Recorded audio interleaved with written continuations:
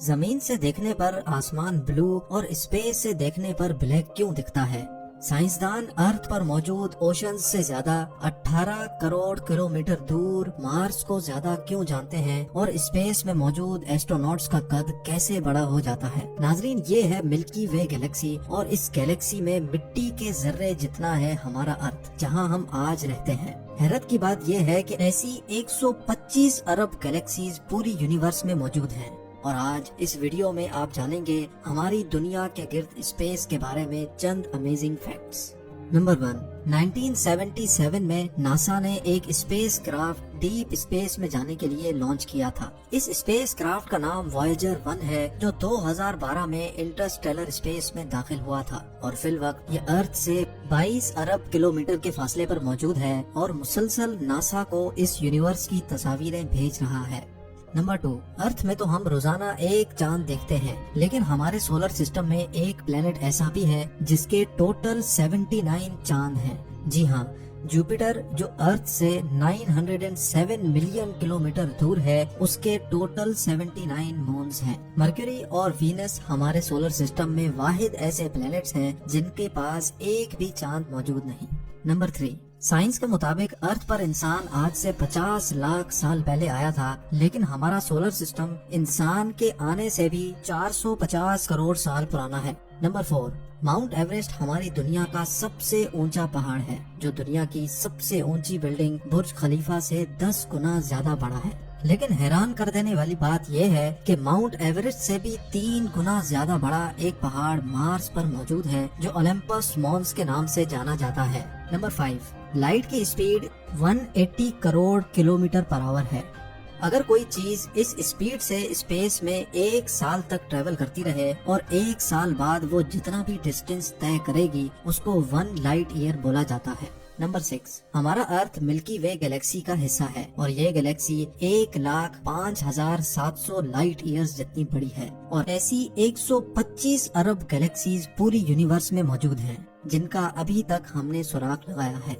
Number 7، ایک اندازے کے مطابق سورج کا وزن ارتھ سے 3,30,000 ٹائمز زیادہ ہے۔ نمبر 8، ٹوٹل 11 لوگوں نے چاند پر قدم رکھا تھا۔ ناسا کے مطابق چاند پر ان کے جوتوں کے نشان ابھی تک موجود ہیں اور کبھی بھی نہیں مٹیں گے، کیونکہ چاند پر ہوا موجود ہی نہیں ہے جو نشانات کو مٹا سکے۔ نمبر 9، اگر کسی انسان کا وزن زمین پر 80 kg ہے تو مارس پر جانے کے بعد اس کا وزن 60% کم، یعنی صرف 48 kg رہ جائے گا، کیونکہ مارس پر ارتھ کے مقابلے میں کم گریوٹی ہے۔ نمبر 10، ارتھ پر ایک دن پورے 24 آورز کا ہوتا ہے، لیکن مارس پر ایک دن 24 آورز 39 منٹس اور 35 سیکنڈز کا ہوتا ہے۔ اسی طرح ارتھ پر ایک سال 365 ڈیز کا ہوتا ہے، لیکن مارس پر ایک سال 687 ڈیز کا ہوتا ہے۔ کیونکہ ارتھ کے مقابلے میں مارس سورج سے زیادہ دور ہے، تو اس کو سورج کے گرد گول چکر لگانے میں زیادہ ٹائم لگتا ہے۔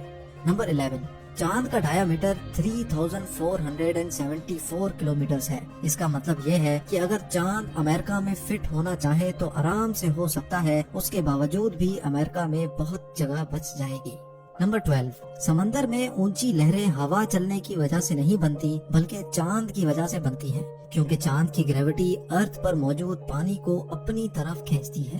نمبر 13، پلوٹو سائز میں اتنا چھوٹا ہے کہ وہ انڈیا میں بھی فٹ آ سکتا ہے۔ نمبر 14، سر کے بال تو شاید کاؤنٹ کرنا ممکن ہو، لیکن آسمان پر کتنے ستارے ہیں یہ کاؤنٹ کرنا پاسبل نہیں ہے۔ سائنسدانوں کے ایک رف ایسٹیمیٹ کے مطابق پوری دنیا میں ریت یعنی سینڈ کے جتنے بھی ذرات موجود ہیں، اس سے بھی زیادہ اسٹارز اسپیس میں موجود ہیں۔ Number 15، international space station space میں موجود انسان کی بنائی ہوئی سب سے بڑی اور مہنگی چیز ہے۔ نمبر 16، اسپیس میں کسی بھی لیکوڈ کو فری چھوڑا جائے گا تو وہ اپنے آپ اسفیر بن جائے گا۔ نمبر 17، ارتھ پر 3 حصے پانی اور 1 حصہ زمین کا ہے۔ ارتھ پر جتنا پانی ہے اس کا صرف 5% ہم انسان ایکسپلور کر چکے ہیں، لیکن ارتھ سے 18 کروڑ کلومیٹر دور مارس پر پانی کی تلاش میں انسان ابھی تک 15 آبجیکٹس بھیج چکا ہے۔ نمبر 18، دنیا میں چاہے کتنا بڑا ٹیلی اسکوپ بھی کیوں نہ ہو، 5% سے زیادہ یونیورس نہیں دیکھ سکتا۔ नंबर 19, सूरज की रोशनी को जमीन तक पहुंचने में 10 मिनट लगते हैं। यानी सनसेट के दौरान जब सूरज इस पॉइंट पर होता है वो असल में सेट कर चुका होता है, पर हमें 10 मिनट बाद पता लगता है। नंबर 20, इंटरनेशनल स्पेस स्टेशन 24 घंटों में हमारी दुनिया के गिर्द 16 चक्कर लगा लेता है। यानी हर 92 मिनट्स में वो पूरा एक चक्कर कंप्लीट कर लेता है। नंबर 21, 2016 में साइंसदानों को स्पेस से एक रेडियो सिग्नल रिसीव हुआ जो तकरीबन 5 बिलियन लाइट ईयर्स दूर से आया था, जिसका मतलब ये हुआ कि जिस वक्त ये सिग्नल इतनी दूर से ट्रांसमिट हुआ था उस वक्त हमारी दुनिया भी मौजूद नहीं थी। नंबर 22, अर्थ पर हमने आसमान से पानी की बारिश और बर्फ गिरते तो देखी है, लेकिन वीनस पर बारिश सल्फ्यूरिक एसिड की होती है और बर्फ की जगह आसमान से लोहा गिरता है। नंबर 23, स्पेस बिल्कुल खामोश होती है, इतनी खामोश कि स्पेस में एक साथ मौजूद एस्ट्रोनॉट्स को एक दूसरे की आवाज भी नहीं सुनाई दे सकती, क्योंकि आवाज हमारे कानों तक हवा के जरिए आती है जो स्पेस में मौजूद नहीं। नंबर 24, स्पेस में जाते ही एस्ट्रोनॉट्स की हाइट 5 सेंटीमीटर तक बढ़ जाती है, क्योंकि स्पेस में ग्रेविटी ना होने की वजह से इंसान के अंदर मौजूद बोन जॉइंट्स एक्सपेंड हो जाते हैं। नंबर 25, इंटरनेशनल स्पेस स्टेशन अर्थ पर मौजूद 90% पॉपुलेशन को आसानी से देख सकता है। जब भी आसमान पर कोई सितारे जैसी चीज तेज रफ्तार से चलती हुई दिखे तो समझ जाएं कि ये इंटरनेशनल स्पेस स्टेशन है। नंबर 26, स्पेस में एस्ट्रोनॉट्स को डकार नहीं आ सकती, क्योंकि ग्रेविटी ना होने की वजह से पेट में मौजूद गैसेस खाने से अलग नहीं हो सकती। इसी तरह ग्रेविटी ना होने की वजह से स्पेस में पेन भी काम नहीं करता। नंबर 27, हर साल चांद हमारी दुनिया से 4 सेंटीमीटर दूर होता जा रहा है। नंबर 28, बेशक अर्थ और मार्स एक ही सूरज शेयर करते हैं, लेकिन अर्थ पर सनसेट ऑरेंज होता है और मार्स पर ब्लू।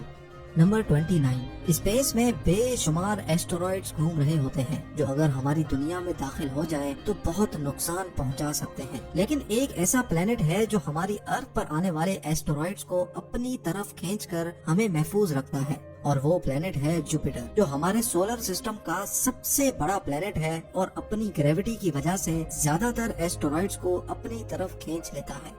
नंबर 30, हमारी दुनिया में जमीन पत्थर और मिट्टी से बनी हुई है, लेकिन हमारी दुनिया से 40 लाइट ईयर्स दूर एक ऐसा प्लेनेट मौजूद है जहां मिट्टी और पत्थर की जगह सिर्फ डायमंड्स ही डायमंड्स हैं, और इस प्लेनेट को सुपर अर्थ का नाम दिया गया है।